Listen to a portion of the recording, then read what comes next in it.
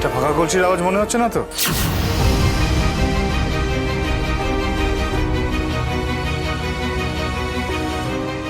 কি করে প্রমাণিত হবে? কি করে প্রমাণিত হবে যে আমি নির্দোষ?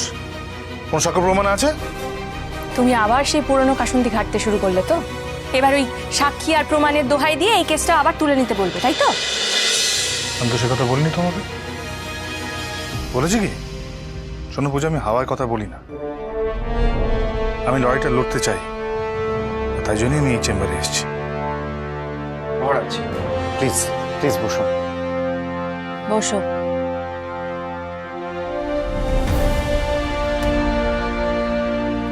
আপনি যে কেস লড়বেন বলে আমার চেম্বারে এসেছেন, এটাই বিশাল ব্যাপার মহারাজ।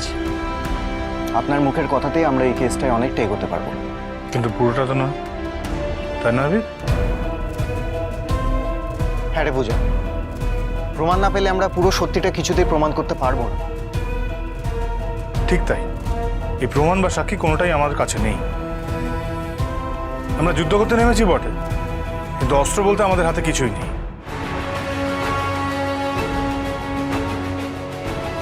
আর এটাই হলো নির্মম সত্যি। পূজা, কুরুক্ষেত্রে শুধু ন্যায় দিয়ে লড়া যায় না, তার জন্য বল এবং শক্তি দুটোই প্রয়োজন। আর এই অবস্থায় কে আমাদের শক্তি, কে আমাদের জোর, আর কে আমাদের বিশ্বাস? কেউ কিছুই নয় আবির। দেখো, এমন কেউ নেই পূজা যে স্কুলে সেদিনকে ঘটনাটা সত্যি কেউ চোখে দেখেছেন। আমাদের কাছে সাক্ষী নেই পূজা। আছে। আছে? সাক্ষী আছে? সাক্ষী এবার আমি রেডি করেই এনেছি। কি বলছো কি তুমি? কে কে কে সাক্ষী?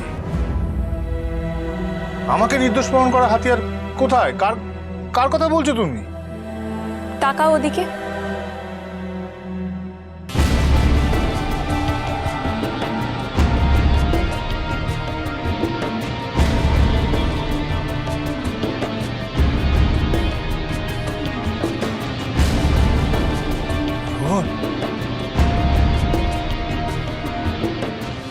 কে রোহন? বুঝলাম না তো পূজা।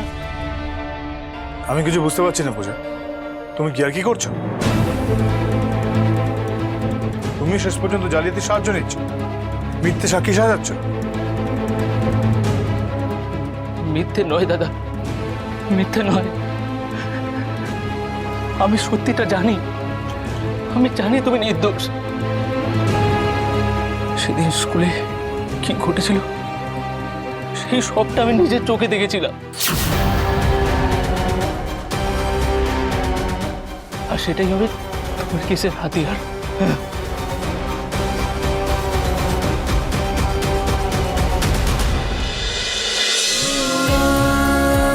উড়ান সোম থেকে রবি প্রতিদিন রাত ৮টায় স্টার জলসায় ও জিও হটস্টারে।